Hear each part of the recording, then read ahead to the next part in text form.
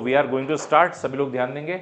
सबसे पहले तो भारतीय साक्ष्य अधिनियम हैज रिपील्ड, यानी भारतीय साक्ष्य अधिनियम ने किसको रिपील किया? द आंसर इज, इसने रिपील किया है इंडियन एविडेंस एक्ट 1872 को रिपील किया, राइट।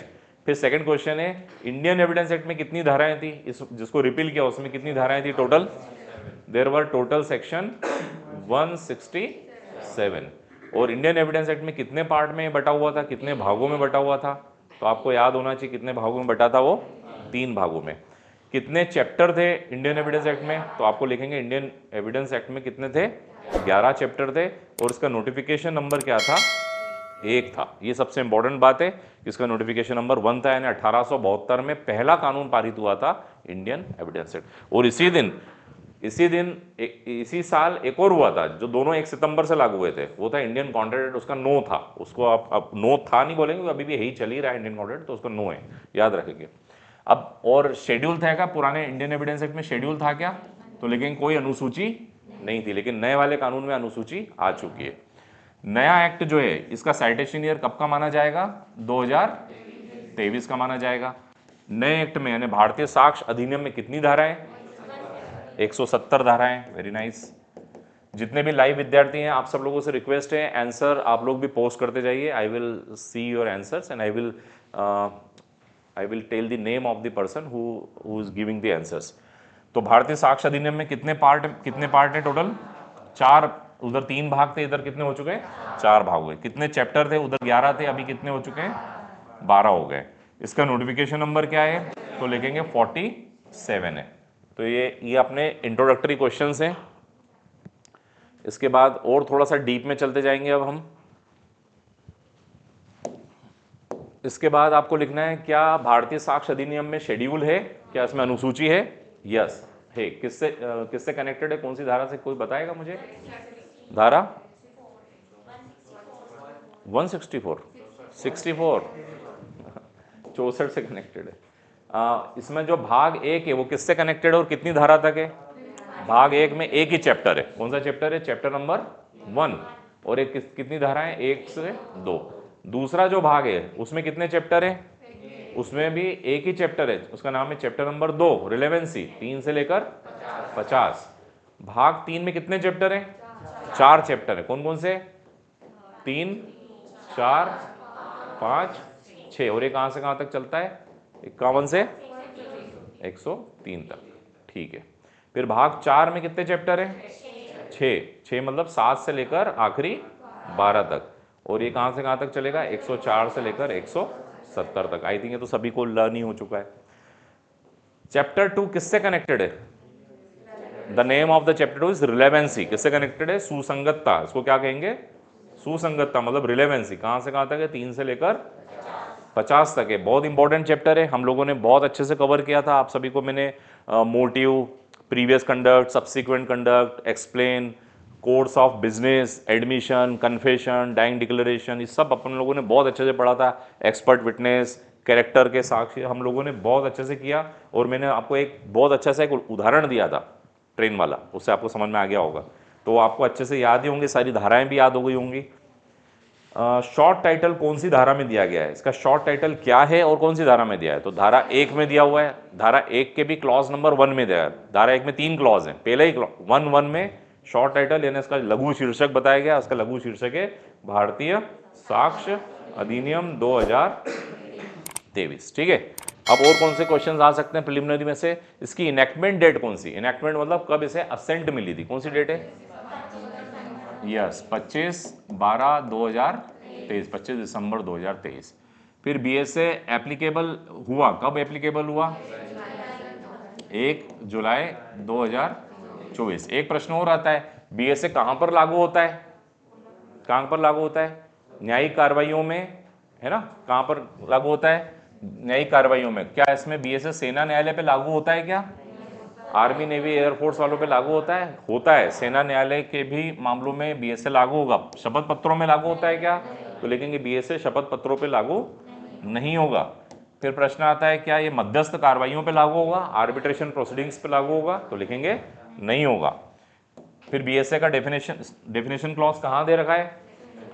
सेक्शन 2 में दे रखा है। और आपको याद दिला दूं, इंडियन एविडेंस एक्ट में धारा 3 में था। ये कहां पे था? वहां पे धारा 3 में, और 10 परिभाषाएं थी। इसने कितनी परिभाषा दे रखी है? 12 दे रखी है। तो इसका डेफिनेशन क्लॉज कहां पर है? सेक्शन 2 में। ठीक है, अब और थोड़ा डीप में चलते हैं। ये फाइनल है जो थोड़ा सा डीप में आपसे पूछ सकता है, इसके अंदर कॉन्सेप्ट बेस्ड क्वेश्चन आ सकते हैं। सबसे पहले टोटल डेफिनेशन में, टोटल डेफिनेशन क्लॉज कितने हैं? कितनी डेफिनेशन है टोटल? 12। सबसे पहले 2A में कौन दे रखा है? कोर्ट। क्या दे रखा है? 2A में कोर्ट। कोर्ट यानी न्यायालय। और इसमें कौन शामिल है? आर्बिट्रेशन इंक्लूड नहीं है। कंक्लूसिव प्रूफ 2B में है। कंक्लूसिव प्रूफ कहां पर है? लेकिन प्रश्न ऐसा सिंपल नहीं आएगा, कंक्लूसिव प्रूफ होता क्या है? तो आपको याद होना चाहिए कि यदि एक फैक्ट प्रूव हो जाए तो न्यायालय दूसरे फैक्ट का क्या करता है? उपधारणा करता ही है कि मतलब ये सही, और दूसरे को अलाउ ही नहीं करता है, यानी साक्ष्य देने के लिए अलाउ ही नहीं करता, अनुज्ञा ही नहीं देता। उसी को क्या कहा जाता है? इसको हिंदी में कहेंगे निश्चयात्मक सबूत। निश्चयात्मक सबूत। ठीक है, निश्चयात्मक सबूत को कंक्लूसिव, ये कहां परिभाषित है? 2B में। फिर ना साबित क्या होता है? डिस्प्रूव्ड। ना साबित यानी डिस्प्रूव्ड। ये प्रश्न आएगा, ना साबित क्या होता है? ना साबित वो होता है जब तथ्यों को न्यायालय के सामने रखने के बाद न्यायालय ने यह पाया कि उसका कोई अस्तित्व नहीं है, यानी न्यायालय ने आफ्टर कंसिडरेशन पाया कि अस्तित्व नहीं है, तो वो होता है डिस्प्रूव्ड। ये कहां पर है? 2C में। कहां पर है ये? 2C में। 2D में क्या है? प्रश्न आएगा 2D में क्या है, तो आपको लिखना है डॉक्यूमेंट है। 2D में क्या दे रखे हैं? डॉक्यूमेंट यानी दस्तावेज की परिभाषा का है, तो 2D में। मानचित्र क्या होता है? मानचित्र एक प्रकार का क्या है? दस्तावेज है, तो it is example of the document. अगर कोई मैप है, नक्शा है, तो वो भी दस्तावेज माना जाएगा। ऐसा नहीं कुछ लिखा ही हुआ हो, तो दस्तावेज में क्या लिखा है? अंकों द्वारा, अक्षरों द्वारा, और अंकों, अक्षरों और चिन्हों द्वारा। चिन्ह, तो ये मानचित्र किस में आ गया? चिन्ह में आ गया। फिर प्रश्न आता है कि ये इलेक्ट्रॉनिक और डिजिटल अभिलेख किस में आएंगे? इलेक्ट्रॉनिक और डिजिटल अभिलेख भी साक्ष्य हो सकेंगे। कौन से साक्ष्य माने जाएंगे? इसको ओरल माना जाएगा कि दस्तावेजी माना जाएगा? दस्तावेजी। तो इसको प्रश्न आएगा कि इलेक्ट्रॉनिक या डिजिटल साक्षी कौन से कहलाते हैं? इसको क्या कहेंगे? Documentary evidence. इसको क्या माना जाएगा? दस्तावेजी साक्ष्य माने जाते हैं। तो प्रश्न आ जाए कि सीसीटीवी फुटेज है, ऑडियो रिकॉर्डिंग, मान लीजिए एक ऑडियो रिकॉर्डिंग आप पेश कर रहे हो, तो ऑडियो रिकॉर्डिंग सुनाई में आ रही है, तो क्या वो ओरल है? क्या ओरल नहीं है, वो किस में मानी जाएगी? डॉक्यूमेंट्री मानी जाएगी। 2F में क्या है? इसमें फैक्ट है। 2F में किसकी परिभाषा दी गई है? तथ्य की परिभाषा दी गई है, बहुत इंपॉर्टेंट है। विवादक तथ्य क्या होते हैं? विवादक तथ्य जब एक व्यक्ति कुछ कहता है और दूसरा व्यक्ति उसको डिनाई करता है, उसी को क्या कहा जाता है? विवादक तथ्य। इसको बोलते हैं fact in issue. Fact in issue. ऐसा कौन सा चीज होता है जिसमें न्यायालय एविडेंस की और कॉल कर सकता है? ऐसी प्रिजम्पशन को क्या बोलते हैं? जब न्यायालय आपसे और साक्ष्य की मांग करेगा, ऐसे प्रिजम्पशन को क्या कहा जाता है? इसको बोलते हैं मे प्रिज्यूम। यानी मे प्रिज्यूम वो होता है उपधारणा कर सकेगा। मे प्रिज्यूम का मतलब न्यायालय क्या करेगा? आपसे और मांग कर सकता है, राइट। और सेक्शन 2L जो आखिरी 12वीं धारा है, वो किसके बारे में है? वो शेल प्रिज्यूम के बारे में। शेल मतलब उपधारणा करेगा, कर सकेगा नहीं, करेगा। और ये क्या होता है? शेल प्रिज्यूम वो होता है जिसमें एक फैक्ट प्रूव हो गया तो न्यायालय भी आपके साथ में, यानी न्यायालय अब जब तक सामने वाला कॉन्ट्ररी प्रूव न करे, नहीं तो न्यायालय तो उसके ऊपर क्या कर देता है? विश्वास कर लेता है। ये थोड़ी मजबूत होती है, मैंने आपको बताया था। और जब हम लोगों ने BSA कंप्लीट किया था, मैंने आपको प्रिजम्पशन समझाए थे। Presumption of fact, presumption of law, हम लोगों ने समझा प्रिजम्पशन क्या होते हैं। May presume, shall presume, conclusive proof, तीनों को हम लोगों ने बहुत अच्छे से इलस्ट्रेशन से समझा था। आई थिंक आप लोगों को याद होगा। फिर इसमें डेफिनेशन जो 2 है, 2 में एक और क्लॉज है 2.2 क्या बोलता है? कि कोई वर्ड्स और एक्सप्रेशन, कोई शब्द या कोई एक्सप्रेशन, अभिव्यक्ति जो भारतीय साक्ष्य अधिनियम ने नहीं समझाई है, उसको देखने के लिए एक कौन से एक्ट बताता है? 3 एक्ट बताता है। 3 के सीक्वेंस भी मैंने आपको समझा दिए थे। पहला सीक्वेंस किसका याद रखेंगे? IT एक्ट 2000, उसके बाद BNSS 2023 और फिर BNS 2023। तो ये कहता है कि यदि कोई वर्ड जो मेरे अंदर आ रहा है, मतलब साक्ष्य अधिनियम के अंदर कोई शब्द आ रहा है और जो मैंने नहीं समझाया डेफिनेशन क्लॉज में, तो फिर वो शब्द आप किस में से देख लोगे?